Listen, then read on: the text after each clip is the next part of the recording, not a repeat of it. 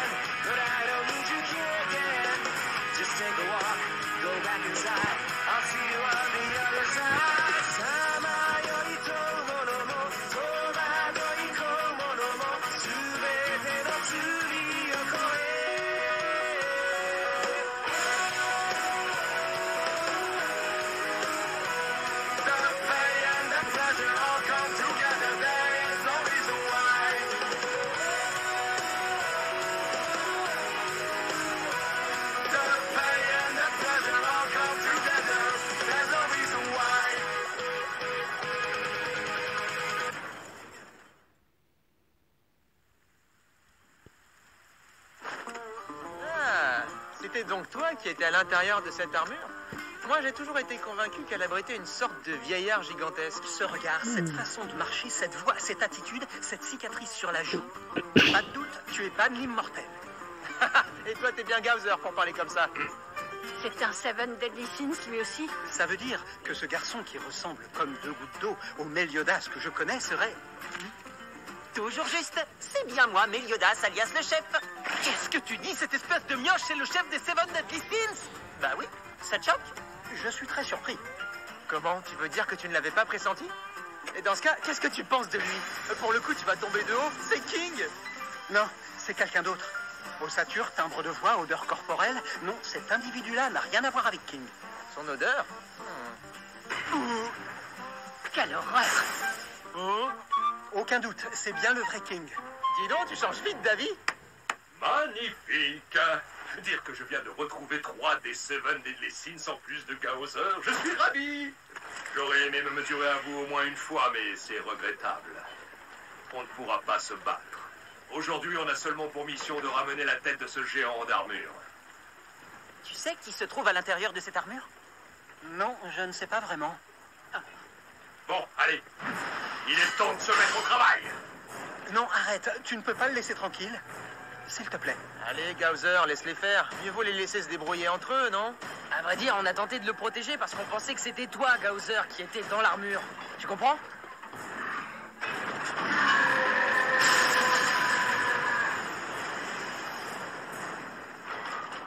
Après avoir ressenti vous-même sa puissance démoniaque, vous pensez encore pouvoir le vaincre?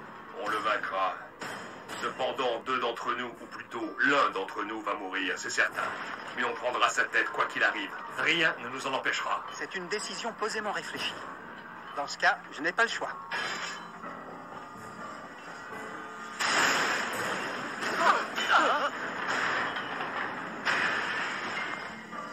Tenez, prenez-la. Qu'est-ce que ça veut dire? C'est la manière la plus pacifique de régler la question. Si nos 3 groupes venaient à s'engager dans un combat, le village d'Ordan subirait des dommages collatéraux et sa destruction serait inévitable. Sans compter que les chevaliers tombés ici seraient morts pour rien. Ah, dans ce cas, je l'accepte. T'en es sûr, Slater? Il s'est permis d'éliminer notre proie. Ça suffit, la ferme. Tu me plais, Gaozer le bélier. Par respect pour ta force et la légende que tu incarnes, nous allons nous retirer de bonne grâce. En revanche, si l'ordre nous est donné un jour de ramener vos têtes, ce sera une autre histoire. Enfin bon, peu importe. Au revoir. Au revoir. Hein? C'est surprenant, mais à t'entendre, on aurait dit que tu éprouvais de la compassion pour ce monstre. De la compassion? J'éprouve de la compassion pour lui? Cette armure-là, c'était donc la tienne. Tu t'es servi de lui comme doublure? Pas du tout. Mais on dirait que le résultat a été le même. Finalement, vous l'avez pris pour moi, si j'ai bien compris. Il faut dire qu'on n'avait jamais vu ton vrai visage auparavant. Ah, je vois. Autrement dit, c'était inutile pour moi de me déguiser. Quand même, c'est la première fois que je vois un monstre pareil. Je perçois une faible odeur qui émane des profondeurs de son pouvoir magique. Il était sûrement humain à l'origine. Un humain?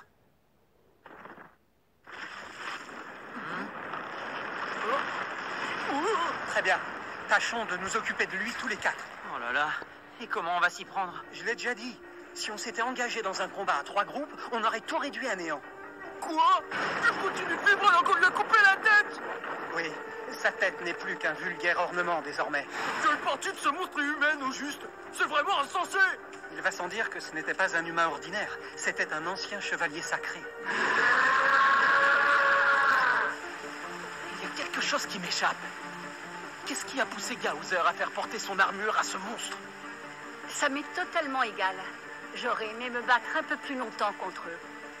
Je ne comprends vraiment pas. Toi non plus? Pourquoi le vieil Elbram éprouverait autant le besoin de tuer ce monstre? Et pourquoi il ne s'est pas servi de ses sbires de la nouvelle génération pour le faire? Parce que cette mission n'était pas à la portée de la nouvelle génération. En ce qui me concerne, et pour une raison que j'ignore, j'ai l'impression qu'il essaie désespérément de cacher l'existence de ce monstre. T'es un chevalier sacré autrefois? Tu devrais la ressentir toi aussi. La puissance d'un chevalier sacré profondément enfoui, sous les flots déchaînés de ce pouvoir maléfique. Il dégageait une force aussi prodigieuse que je l'ai vêtu de mon armure pour la masquer, mais le sceau s'est rompu au fur et à mesure des dégâts qu'il a subis de manière répétée. Je vois, alors c'est donc ça. Je ne sais pas ce que vous en pensez, mais il n'a pas l'air de quelqu'un avec qui on peut discuter. Finissons-en! Ouais.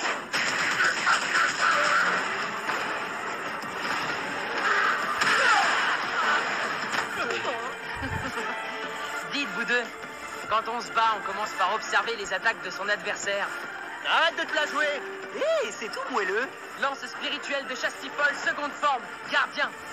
Pour se protéger des attaques ennemies, l'arbre sacré métamorphose sa propre mousse et en fait une arme de combat. Le corps de mousse peut parer n'importe quelle attaque physique. Il possède une très forte concentration en eau, ce qui le rend hautement résistant au feu. Par contre, il est très vulnérable au froid. Non! Hé, Gaouzer, c'est toi le suivant. Mes lunettes sont couvertes de gifles. Je vous laisse vous occuper de lui pendant un petit moment. Je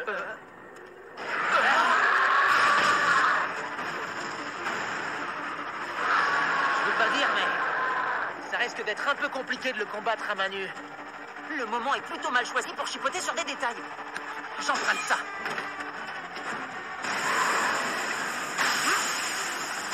Tu crois qu'une arme ordinaire va suffire? Embrasement sorcelé!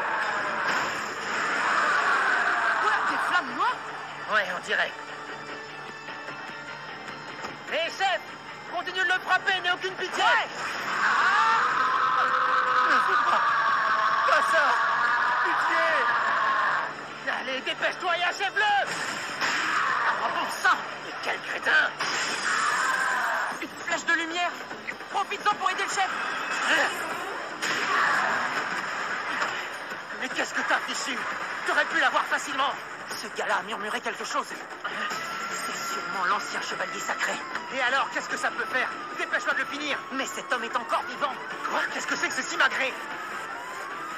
Qu'est-ce qui se passe? Vous vous disputez? Dis, Gaouzer. Il a arrêté de bouger. Tu l'as abattu?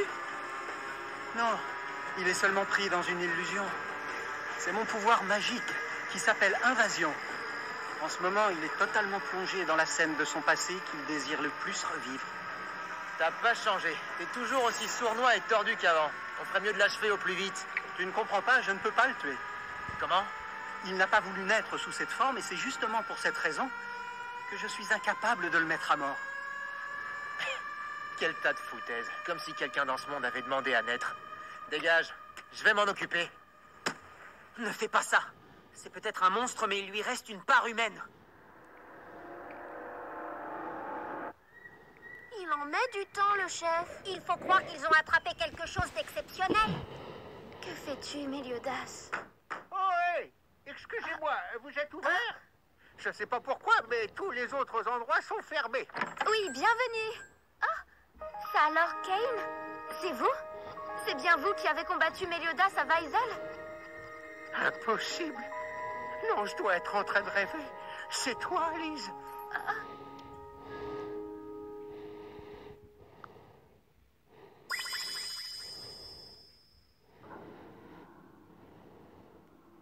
S'ils se disputent, ces deux-là, ça veut dire qu'au fond, ils sont proches? Ce n'est pas vraiment une dispute. Être proche d'une personne, c'est quelque chose de très fort, n'est-ce pas? Pardon? Je n'ai pas d'ordre à recevoir de toi, d'accord? Ah! Si je comprends bien, Méliodas a survécu. Tant mieux, je suis heureux de l'apprendre. Tenez. Je suis très gêné. Me faire servir par la princesse de Lyonèche. Mais non. J'avoue que j'ai été déconcerté quand je vous ai vu. Ce visage gracieux et cette voix si douce, vous lui ressemblez tellement. L'espace d'un instant, j'ai cru que Lise avait ressuscité. Si elle était toujours vivante, elle aurait atteint la fleur de l'âge aujourd'hui. Qui donc? Vous voulez parler de votre fille?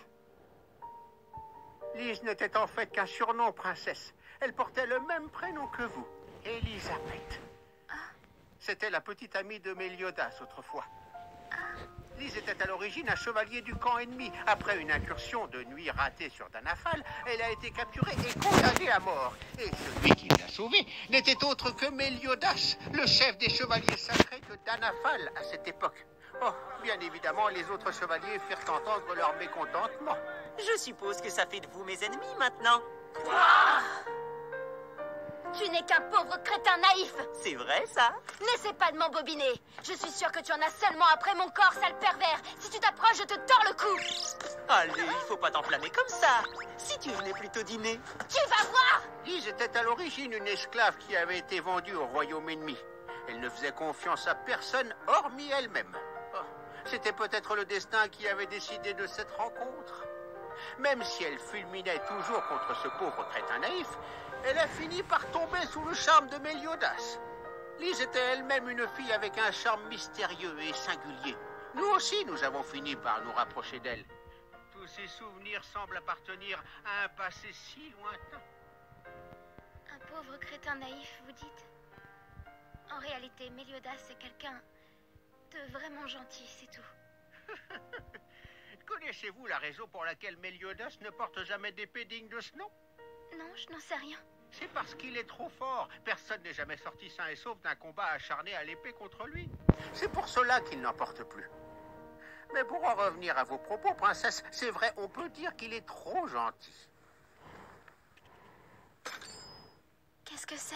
Quelque chose que Lise a donné à Méliodas en guise de cadeau autrefois. Une épée ne me servira à rien. Je ne veux tuer personne. Et voilà. Je garde cette épée pour lui depuis tout ce temps.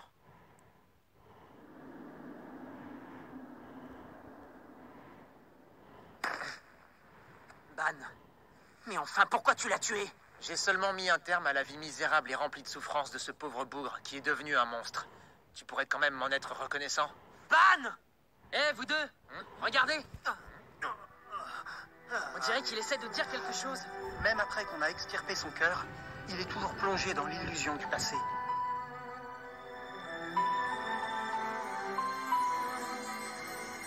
Je vous en prie, pardonnez à votre pauvre père. C'est ma faiblesse qui est la cause de tous nos malheurs. Je n'aurais vraiment rien pu faire pour vous. Je t'en prie, veille bien sur ton petit frère, Zil. Je compte sur toi, Gila. Je vous dis adieu, mes chers enfants, ma fille bien-aimée, mon fils bien-aimé, adieu.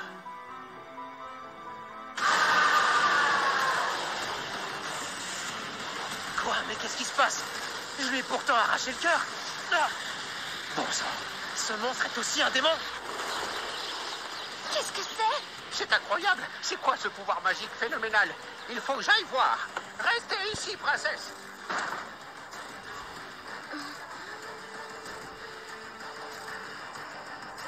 Méliodas.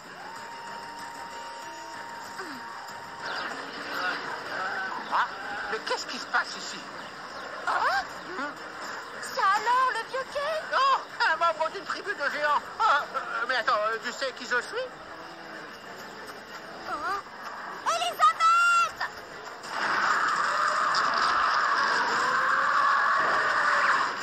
Pourquoi un chevalier sacré se transformerait en démon? Qu'est-ce que ça veut dire? Ça me revient. Ce visage, c'est Dale. Il y a 10 ans, c'était encore un chevalier sacré novice. Tu veux dire Dale, le papa poule? Il disait toujours qu'il voulait être comme nous et devenir quelqu'un dont sa fille serait fière. Pourquoi il est devenu ainsi? Il arrive. Attends, Dale! Tu te souviens de moi, non? Ouvre les yeux! Dale! Qu'est-ce que tu fais, chapeauté? Ban! Dépêche-toi, chef! Combat du feu par le feu! Plus poignard! Ah! Et les lames ne pénètrent pas! Et dans ce cas, King, arrête! Quoi, mais je... Ah! Dale, arrête, ça suffit! S'il y en a un qui devrait arrêter de faire n'importe quoi, c'est bien toi, crétin! Ban a mis un coup de poing au chef. Pourquoi ça? Ne reste pas planté là sans rien faire et bats-toi aussi! Tu peux me laisser y réfléchir un peu? Non, mais c'est une blague! Si t'as pas envie de la battre, dégage de mon chemin. Ce genre de bonté naïve ne sauvera personne. Ça finira par te tuer, toi et tes compagnons. Ban! Méliodas!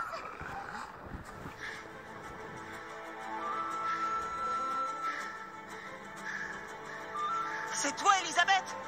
Attrape ça! Cette épée. Tiens, Méliodas. Je veux que tu acceptes cette épée. Prends-la. Lys ne voulait pas te pousser à combattre, tu comprends? Tout ce qu'elle voulait, c'était que tu vives. Et c'est ce que je veux, moi aussi. Si tu dois te battre pour le bien des autres comme tu le fais, si tu dois pécher pour ça, alors je porterai moi aussi ce fardeau. Ça te gêne vraiment pas de laisser une fille te dire ce genre de choses?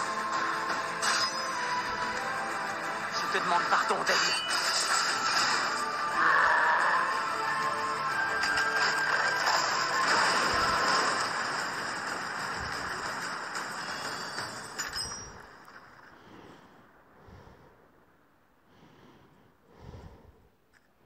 C'était impressionnant, chef.